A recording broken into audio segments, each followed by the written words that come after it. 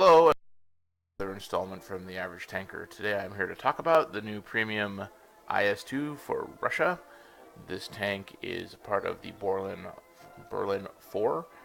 It may or may not be available currently. I suspect it'll re-enter the market. This is literally a reskinned version, essentially, of the Chinese IS-2. This is of course, the Chinese IS-2 is an exported Russian IS-2. So there's not really a shocker there. The only real difference is the Chinese IS-2 has 10 more hull armor. I'm sorry, the Russian IS-2 has 10 more hull armor. And the Chinese one, while having less engine power, actually has a higher top speed. Beyond that, the turn ratios and everything else are the same. The original IS stands well amongst these three tanks as well. They both have more hit points because originally the IS-2 was supposed to have a 120mm front plate. It even says that in the story here, in the background of the premium IS-2, that has a 120mm thick cast front plate, and then they decided to give it 100mm, so it was probably too OP to be a premium. All three guns share identical versions of this gun, so all three tanks have the same gun. So if you are comfortable playing an IS or the Chinese IS-2, you will love this tank. I have about 100 battles in the Chinese IS-2, and I've only got a handful of battles in this tank, but it plays near enough that if I wasn't looking, I couldn't tell the difference between these two tanks. So the important notes, if you've never driven the Chinese IS-2, which is this guy, is you'll notice the front hull is essentially identical to the Russian premium IS-2, which of course again makes sense. Right down to the turret hatch, and everything else. So this is literally a reskinned Chinese IS-2 that's, wargaming. You have to do a lot of effort here for this. The front armor on an IS-2 compared to original IS is nicely sloped, and so the IS-2 is actually trollish. That's the reason I kept the original IS-2 from China when I was grinding that line. The IS I also kept it because if you think about the original three Tier 7 heavies, which was the T-29, the IS, and the Tiger, the IS was the best all-rounder. The T-29 is an amazing tank. It's all about the turret, though. If you cannot get hull down, then it's as squishy as anything on the planet and dies relatively quickly. The IS, on the other hand, had better mobility. Its gun was more devastating when you got hit by it, and it had a chance to bounce it. The IS-2 from China, and now the Russian version, actually had a way better chance of bouncing the body due to this angle in the front plate.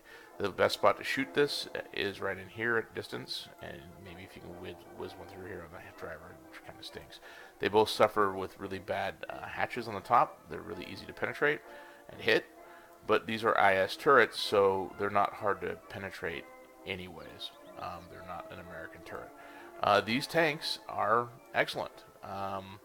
I literally only have, I think, 2 fights under my belt right now, and it was a 5x weekend, so one of them ended up here as a, I didn't have the research accelerated training check.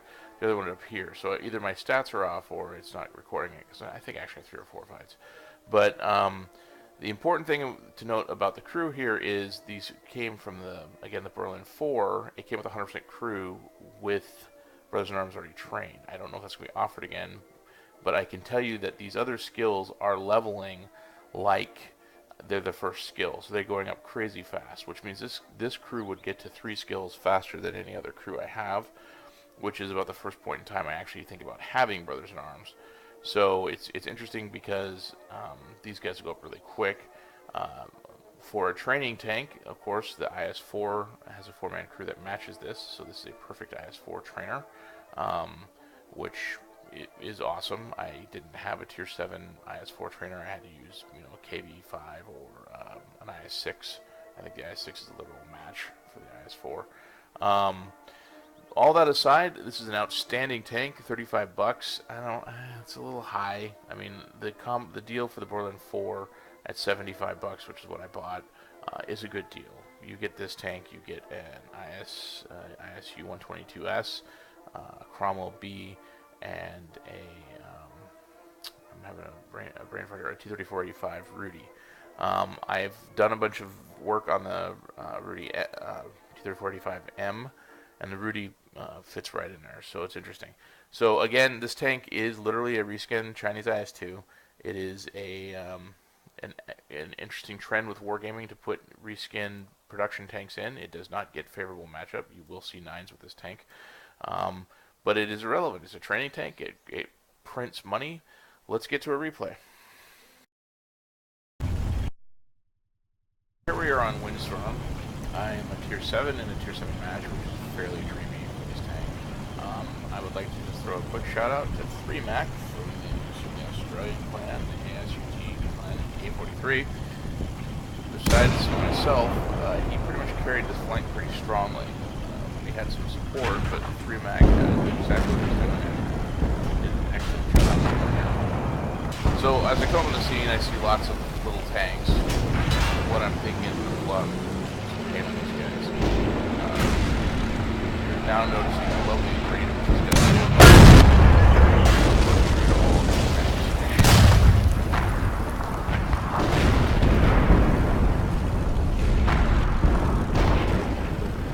Decided to try to get another shot and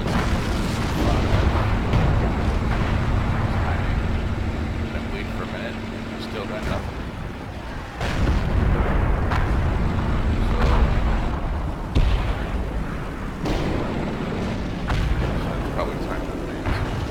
So, again, this is, this is an IS, so this is not a, new or exciting play. None of these were played in IS, but this is a premium.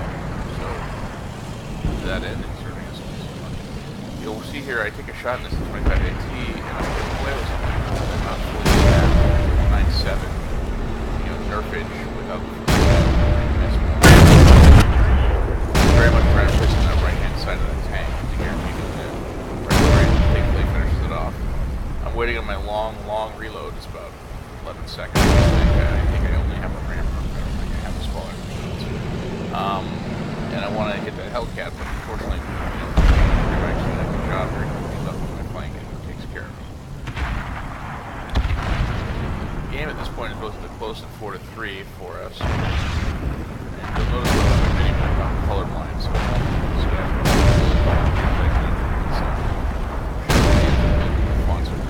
I play the game, I realize that there's a TD over to our left. It's untouched, and you can pretty much kill these other tanks. I pick a spot for 3Mac to slip by, and I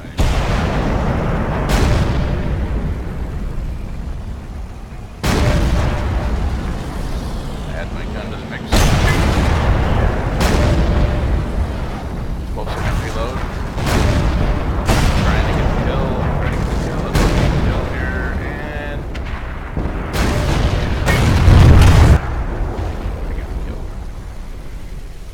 Now an Easy 8 decides that I'm going to take a piece of my hide off. I realize that most remaining tanks are right in front when you start to advance.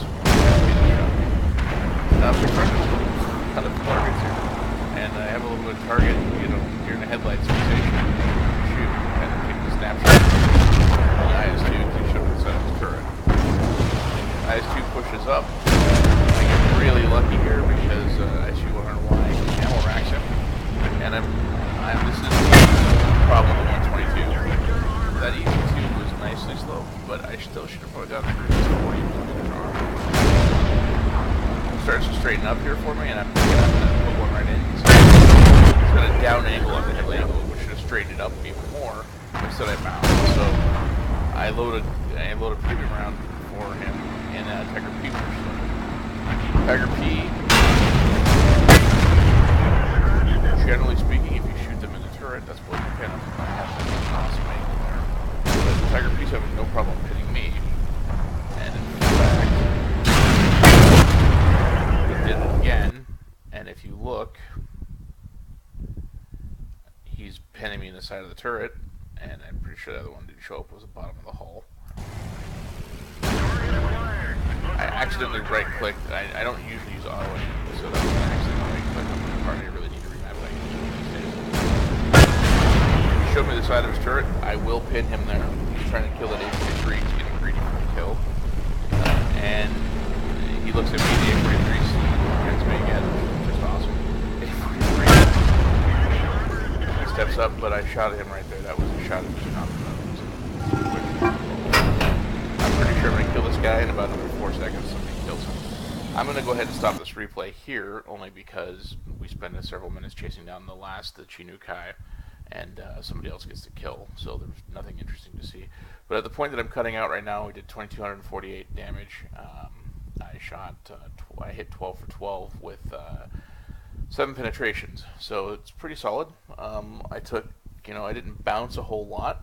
I only bounced a couple shots, but that's, sometimes the way it rolls. So let's take a look at the results, and we'll go look at another battle. Results on that fight, I was 12 for 12 for shots. I did 2,200 damage and 2,248 damage, and I assisted for 600. I'm sure that's from tracking. I caused a handful of crits. I did shoot 4 premium rounds, so I only netted 38,000. Had I not shot those rounds, I would have probably netted much closer to 60, probably about 60,000 profit. It was a 5x weekend, so there was a ridiculous amount of experience hit here, but the base experience of 1492 for me, I'm pretty happy with. This is like I said, I'm just an average gamer, so for me this was a nice win, and we'll hit one more of these battles and we'll go through it really quickly. Alright, so here we are on Sand River. Again, it's a level 7 match. It's not that this tank always gets them, I just got a lucky couple probably playing during the daytime. Again, dream matchup for 7. This game we win this game, but I make some poor play decisions, which is why I'm ultimately an average tanker and not, an awesome tanker. Unfortunately, I can't show you the battle result at the end of this. I realized too late that I exited the battle without actually including, so the replay management tool I'm using did not capture that. So I'm going to go ahead and accelerate this. I think early game is that Tiger's pushing on the side there, and I found that to be a little threatening. I'm cruising with a VK and a 29, and I'm kind of hoping to push up, but in fact, they sort of stall out here. Way behind. Somewhere around here, a couple tanks get lit, which I think there would be. And I would like to point out that this game was won mostly due to the support from the artillery and the other guys firing from the backfield, because I'm not able to get a lot of good shots when I get the pressure on this team. It's good as me as I love to play. And I make, like I said, support. Artillery almost kills that T-20. I decided I'd really like to put a shot into this guy, just to, we're up 1-0. That's psychological. Having more tanks dead than not. So I step in and take the shot. I take one to the face from a 25-2 for my efforts, which I'm kind of curious to see where these things are pinning me. 25-2 pinned me. There's no visible display marker, unfortunately. Oh, he shot me in the commander's hatch, which is going to pin me all day. So it's a good shot by him. VK was threatening, already took care of it. Or SU-152 took care of it. I can't wait. 25-2 comes pushing up on me. I put one here. His armor's so soft that as long as I can hit him, it should just pretty much go away. I'm pushing up to kill this guy, and I'm pretty sure something kills another. So at this point, I'm looking at the map, and I realize that there's a whole lot of tanks here, and my support is way back. Panther M10 has pushed up on the right flank along the alley. He's actually looking for me. I slow up here because basically I'm looking at the minimap and all my support is far away. And I have no support. VK and T-29 are coming, but they're way off there. And I really don't want to fight the 5 tanks that are in front of me by myself. So this T-29 just starts to push up on me here, and I'm just really trying to keep him at bay, but I realize he's going to come, so I just kind of get set, and I shoot the T-29, the only spot you can in the head, right there, and I make the shot. Now, as often as not, that will skip off the pounds, because it's crushing that. Me personally, any crew that is not a radio man gets instantly healed the first time they die, unless I'm close to death anyways, so I put my driver back in. 29 hits me again. I get target fixed as SU-22. This is one of my mistakes. There's an Artie there, a Panther M10, and it's a Churchill 1. And I just kind of ignore them. And I don't know, this is something that I personally have to work on, which is, better target focusing. I should have taken probably the Churchill right there, because I could have killed him in 1. And then I realized that there's Artie, and I switch, and I kill Artie just because he's looking straight at me. But I get hit by 2 tanks. Now I would have died right here, except that somebody killed the SU-122S. So Churchill just tried to shoot me again. I have 180 hit points. He could kill me. This is a tier 5 Churchill, and he is just wrecking me with his gun. He just took my turret. I mean, he's just pinning me with everything. And when I look at my tank, he's pinning me in the side of the hull, the top of the hull. That one went through the mud flap and up and in. I mean, he's just pinning me 6 ways from Sunday. So, I have to go back and figure out what kind of gun that Churchill has. I'm guessing it's like a 70mm or something. He's just wrecking this IS-2. So I move up here and I attempt to kill the 229, kill my friend, and I'm just dead. At this point, I end the battle here not too far off. We win this battle, something like 15-7 or something. It's a pretty overwhelming win. I did directly 1,047 damage, but you saw the bounces and the misses. That is the inherent, you have to get used to that when you play Russian tanks. If you're new to the Russian tanks, welcome to missing, and welcome to shooting what feels like giant rocks that frequently won't penetrate tanks that they probably should. So, it's relevant. I didn't shoot any gold. As I recall, I made something around 30 or 40,000 on this particular fight. But I find that this performance, even though I played poorly here, I did about 1,000 or 2,000 more damage spotting. So I actually probably made even more gold, more silver than that. Unfortunately, I can't pull the stats up for you. But let's go back to the garage and we'll wrap this thing up. So here's my conclusion. If you like IS bodied tanks, I mean the IS line, not the IS-7, the IS-3, but the IS-2 premium tank is excellent. It plays like an IS-2 from China, and it has good money making potentials, and it's a fun tank to play. To be honest, I'm not sure if in the future I'll play my regular IS anymore. When we're playing tier 7s with my buddies, I will probably lean towards ones that make me extra money, especially when I suffer almost nothing negative to earn extra money and earn extra crew training. This tank has a 4-slot crew trainer, which will fit your IS-4 crew perfectly, and I think that that's pretty sweet. Right now it's the IS-6, which is okay. The gun feels about the same as the IS-6. I think it literally is the same as the IS-6 gun, but we don't see 10s. I don't think the IS-6 does either. But I think that this guy seeing 5s with that gun is devastating. The tank is $35. It's currently on sale for another 3 days at the time of me posting this. I hope it comes back for sale later, even if it doesn't have the cool, or if you will, unique markings for the Berlin 4. It is part of this package here with Rudy, the ISU 122S, which is a truly unique tank. Actually, it competes very well with the 144. But it's a 5-man crew trainer, which is awesome because that's what your 268 and your Object 704 run, and the Cromwell B, which is identical, I believe, except possibly horsepower with the regular Cromwell. I'll do reviews on these tanks later. But at $35, I don't think this is a great deal. I really, really don't. I mean, $35, you are getting 100% crew with Brothers in Arms already locked, so there's something to be said for that. But $35 gets you a lot of other Tier 8 tanks. The CDA, the T-54 first prototype. There are a number of tanks at $35 that I would prefer over this one. However, the Berlin 4, with all 4 of these tanks at $75 is too good to be true. You're under $20 a tank. You're at like 18-ish. So that's with 4 slots and 4 100% BIA Brothers in Arms crews, that is a good deal.